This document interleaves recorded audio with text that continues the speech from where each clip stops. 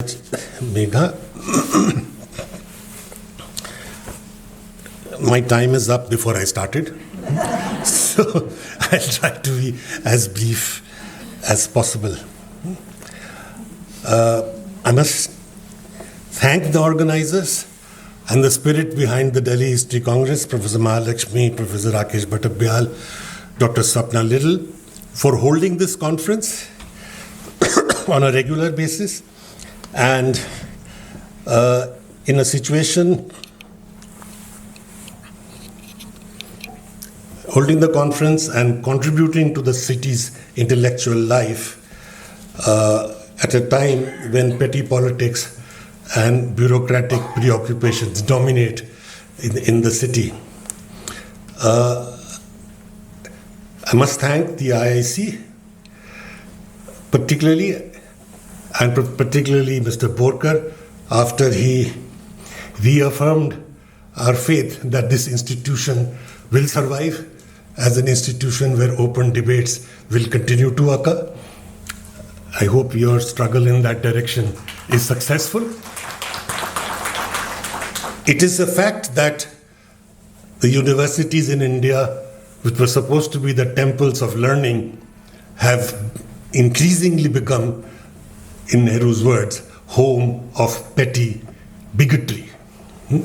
And therefore, institutions like these, we have had to fall back upon. This is not the first time. We did it last year as well, for other occasions where we were not able to hold conferences in the university system and had to come to the IIC.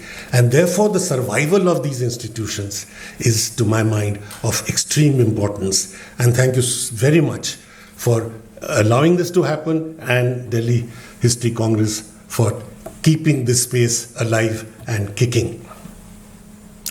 The choice of the theme for the inaugural session, peace and coexistence in historical and contemporary perspectives, is an extremely thoughtful and relevant theme for India today.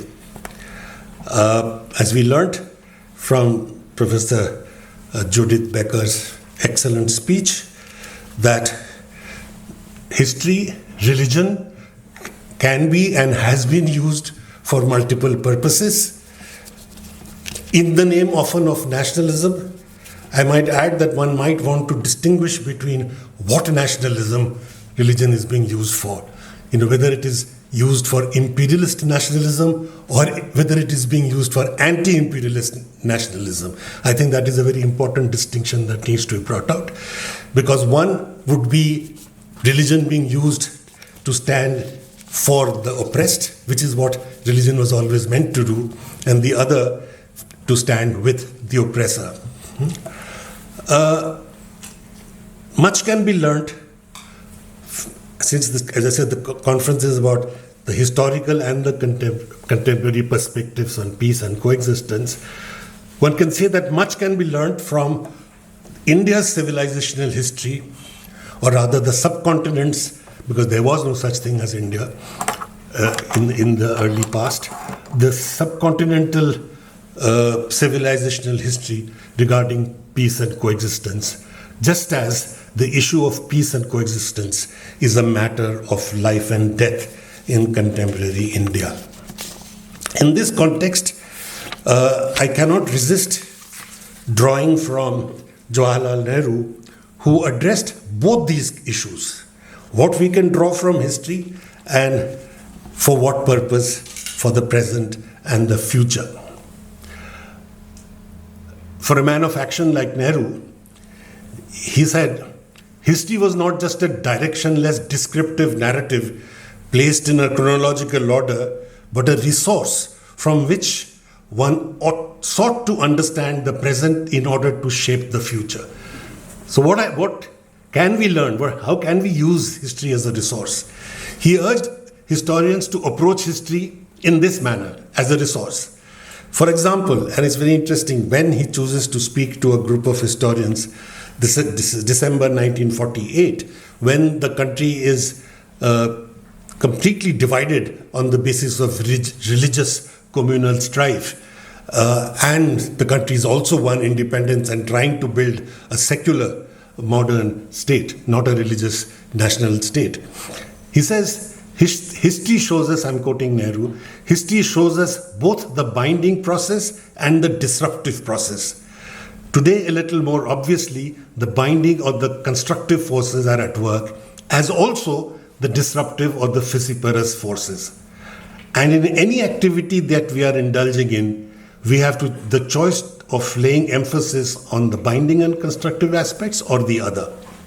He exhorts the historians, naturally, to emphasize the former, but he warns, true to the rigors of the discipline of history, that we must not, of course, give way to wishful thinking and emphasize something which we want to emphasize, saying that all those good things had happened in the past.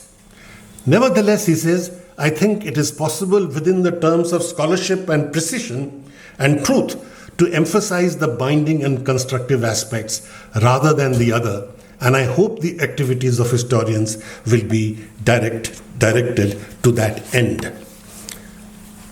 This is a good lesson, I think, for the historians even today. This is what Nehru himself did brilliantly in his own historical work, particularly in the discovery of India.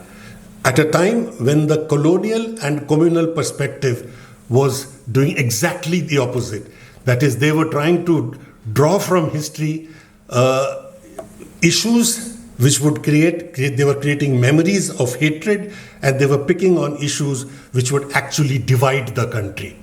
The dominant stream in colonial history writing became that of emphasizing on quote-unquote Muslim tyranny, how the British come to as saviors to India to save them from Muslim tyranny, how there was a permanent divide between the Hindus and Muslims, how historical traumas were created which lasted for 1,000 years. The famous trauma of the destruction of the Somnath temple in the 11th century, a trauma which the Indian people did not seem to notice, because as Professor Thapar has shown, 250 years after the temple was destroyed, in fact, the temple authorities gave permission to a Muslim trader to build a mosque in the estates owned by the temple. The first time this trauma seems to have hit the Indian people is in the 19th century in the British Parliament.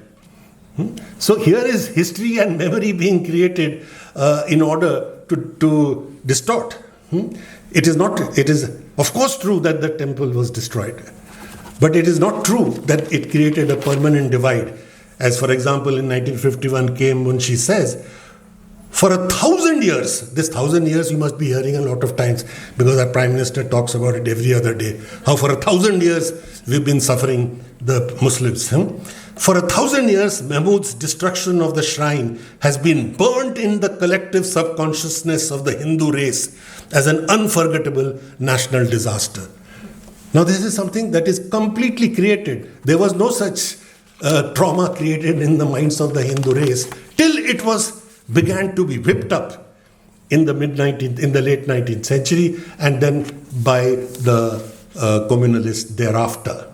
Nehru himself, of course, sees the same event very differently, and much can be learned from it. He says, he has a much more nuanced account of Mahmud of Ghazni, where he portrays, he says that I see him as far more a warrior than a man of faith. A medieval warrior who goes and conquers places, loots and goes back. He's not promoting his religion, is what he's saying. And then he goes on to say, he uses his army raised in India under a Hindu general named Tilak against his own co-religionists in Central Asia. Basically, he's making the point that this is not all about religion, as you are trying to now make out now. Nehru and the nationalist intelligentsia in the colonial period put forward a totally different interpretation of Indian history. They could locate peace and coexistence, as I'll show you, in Indian history, not only trauma. They drew on the reality of Indian society and how it organically dealt with religious, caste, and other differences through birth of new religions like Buddhism, Jainism, and Sikhism. efforts at meeting the challenges of caste and religious differences. Then, and through movements like the Bhakti and the Sufi movement, which had a salience over several centuries in this country. The lessons that Nehru tried to draw from Indian history were connected to his imagining India's future as a modern democratic country based on Enlightenment values. He focused on the critical aspect of India's civilizational history, an openness to reason, rationality, a questioning mind, acceptance of multiple claims to truth, the Buddha talking of 1,000 truths, no one truth which is discovered by, this is an aspect of some parts of the world using religion to talk of the final truth being achieved by some nations, and that is why it created wars in the name of religion and much destruction, because some people thought that religion got them the transcendental truth. But this was not what was the civilizational history of religions in India, is what is being argued. A dialogical tradition of being in conversation and discussion with each other, the ability to live with difference, accommodate, adjust, resolve, transform, rather than violently crush. And to argue this, Nehru draws from the Indus Valley civilization, from the Rig Veda, the Upanishads, the epics, Ramayana, Mahabharata, the Gita, Buddha, Ashok, Alauddin Khilji, Amir Khusro, Akbar, Vivekanand, Gandhi, etc. It's interesting how the counter can also be done. Akbar is being used by Nehru, and correctly so historically, because Akbar in the mid-16th century, before the European Enlightenment, is talking of reason, rationality, universal religion. He's actually holding debates in court between multiple religious persuasions, including atheists. And Akbar has been dropped, as you know, from our textbooks today. Doesn't exist. Again, Alauddin Khilji is another example.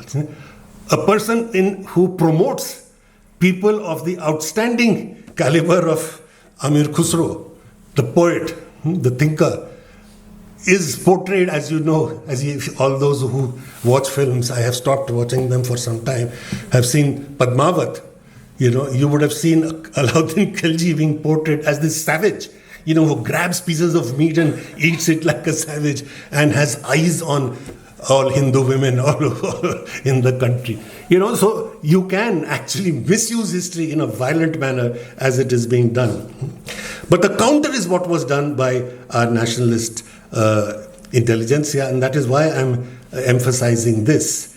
For example, Nehru goes on to emphasize how the shared traditions in language, music, poetry, painting, architecture, philosophy, everyday practice, cutting across religion, cutting across caste, contributed to the creation of a composite culture. And he uses Amir Khusro as an example of this. And he talks about his poems written in a dialect of Hindi, about 700 years ago, still being sung across the subcontinent, from Bangladesh to India to Pakistan, across religions. There are so many of them, but one of the ones which you will recognize instantly, anybody who's a music enthusiast would have heard this, the one about Chhap Tilak Sab Chini Re Mose Naina Tose Naina Milai Ke. Now, this is an example.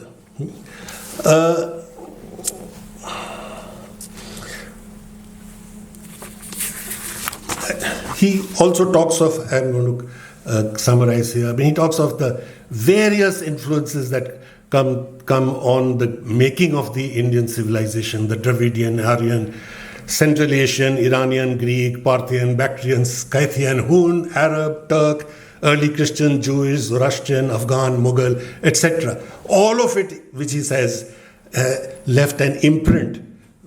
One, and again beautifully in his language as he put it, like some ancient palimpsest on which layer upon layer of thought and reverie had been inscribed, and yet no succeeding layer had completely hidden or erased what was written previously. Now that was the Indian, that is what is our legacy. And I will, in a few minutes at the end of my talk, draw upon this legacy to argue that what is being done to this legacy is exactly the opposite.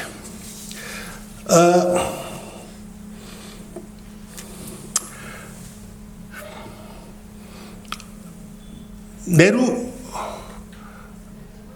urges historians to write, to look at what now is popularly called social history, and not only concentrate on kings and queens and their battles, because that is what led to this whole period, this crazy periodization of Hindu rule and Muslim rule in India's past. I mean, the whole idea of Muslims ruling in medieval India, they were not ruling all over India. There were some Muslim rulers. Bulk of the Muslims, for God's sake, were poor. I mean, they were artisans, they were fishermen, they were agricultural laborers. But this whole notion of Muslim rule, Hindu rule, etc., comes from this focus on who's the ruler. And Nehru says, and I can't help quoting him, instead, he urges historians to do a much closer research into the daily lives of the common man. Maybe in a family budget, 100 or 1,000 years ago. And as he puts it in his beautiful prose, that it is only then we really clothe the dry bones of history with life, flesh, and blood. Finally, I cannot resist quoting him once again to what he has to say about popular history.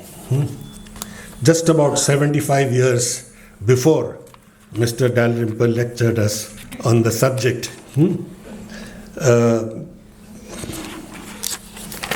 Nehru says the following. Historians, he said, should not always write only for their brother historians, for the charmed circle of people who are interested in a specifically narrow aspect, which loses all interest to the wider public.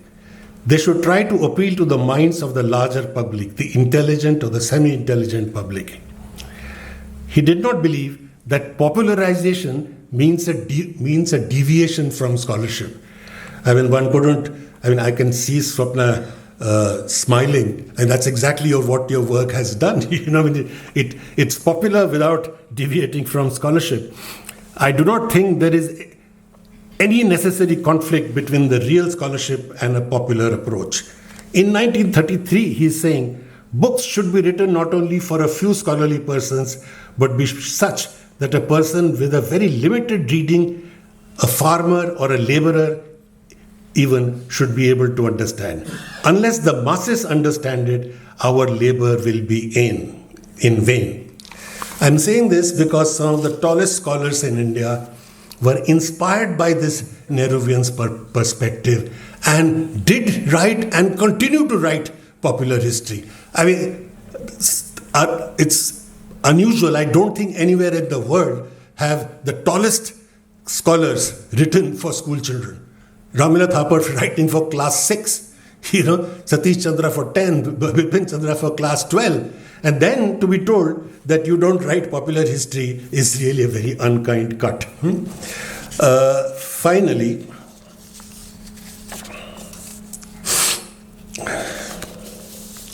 to return to the theme of peace and coexistence in the contemporary perspective. Unfortunately, we are witnessing a direct assault on the notion of peace and coexistence in India today. An aggressive, hate-filled religious nationalism, which is, by the way, a very new concept in Indian history. Indian nationalism was at no point of time a religious nationalism. The whole idea of Hindu nationalism, Muslim nationalism did not exist. They were called communalists. This nationalism word being attached to the communalists has been started by Christopher Jeffrelot very fine scholar, but then there's the whole notion of Hindu nationalism, which we always thought was a contradiction in terms. In a multi-religious society, how can you be just Hindu nationalist? Nehru squarely called them Hindu anti-nationalists. But anyway, what we are witnessing is an aggressive, hate-filled religious nationalism which is being officially promoted, where minorities are demonized, false historical narratives are created about them. I gave you some examples. And also an attempt to erase them from history and public view. Names of roads, cities, railway stations, anything which sounds a little bit Islamic should be dropped. And of course, they should be erased from history texts. Entire Sultanate to the Mughal period just disappears. And falsely being described as Muslim period and so on. Nehru had warned us against this kind of pushing of a majoritarian religious nationalism, which he said was going to be the Indian version of fascism. Very prophetic. And all that I have to say on this is the following: that despite his warnings, we have allowed a situation to develop in India where we are witnessing a very palpable fascist threat. Having acquired governmental power with an absolute majority, the Hindu communalists find that they believe in Hindu Rashtra, they have absolute majority in the center, they have almost all the states, a large number of states with them, and yet they do not have a Hindu state in India. There is no Hindu Rashtra. Now this paradox is partly a result of the civilizational history that we were talking about, and the history of our 100-year-old national struggle, which built on that civilizational history. So therefore, that even though they have governmental power, there we are still not a Hindu state. Therefore, the effort now is to change the character of the Indian state from a secular state to a Hindu state. This involves not only acquiring governmental power, but also changing the character of all state apparatuses, changing the mindset of the people and civil society. All of them have to be now communalized. That is, the judiciary, the bureaucracy, the police, the media, particularly the education system, have to be communalized. Free speech has to be contained. Civil liberties have to be controlled. Anybody who speaks up for the civil rights of the minorities has to be silenced. And if you do that, to achieve all of this, a communalization of the state apparatuses and of civil society, and the silencing of any independent voices, as are happening, as you know, in my university, just because it happened to be the best university, it was the one which got attacked. Since 2016, our students are put in jail. They remain in jail for 4 years without trial. Umar Khalid is a good example, but there are others, Shajil Imam and so many. So in this situation, what you're witnessing, therefore, is that the regime begins to take on a fascist character. As Prabhat Patnaik put it, fascism arrives in camouflage. And Amartya Sen has created the phrase, what you're witnessing is communal fascism. I will end with a very recent quotation from a recent article written for The Guardian by Jason Stanley, a philosopher at Yale University and the author of the celebrated work, How Fascism Works. He makes a scathing critique of the current situation in India, and I'll just give you a brief extract. The hallmarks of fascism are everywhere. School textbooks are being rewritten to reinforce the fake history behind the Hindu nationalist agenda. Topics like the theory of evolution and the periodic table have been replaced with traditional Hindu theories, and academics have been silenced for calling out election malpractices. The government has weaponized education in the manner typical of fascist regimes. There are other clear indications of India's slides towards fascism. On press freedom, India ranks 161 out of 180, sandwiched between Venezuela, at 159 and Russia at 164. India's minorities face lynchings and the bulldozing of their homes, among other abuses. 10% of the world's Muslims live in India, over 200 million in all. As Gregory Stanton, the founder and director of Genocide Watch, he's the one who predicted the genocide in Rwanda, as he warned in a US congressional briefing. He said the following: "We are seeing in India the beginning of what would be by far the largest genocide in history." And it is not only Gregory Stanton, this is our own Harish Khare writing for the Hindu, telling the RSS that look which direction you are taking the country towards. You are taking the country towards civil war. In this context, our civilizational history, which has so far prevented our beautiful multicultural country from becoming a brutal majoritarian one based on religious bigotry, this is our biggest legacy. We have to build on that legacy to restore sanity and move towards a more humane, inclusive future. Thank you.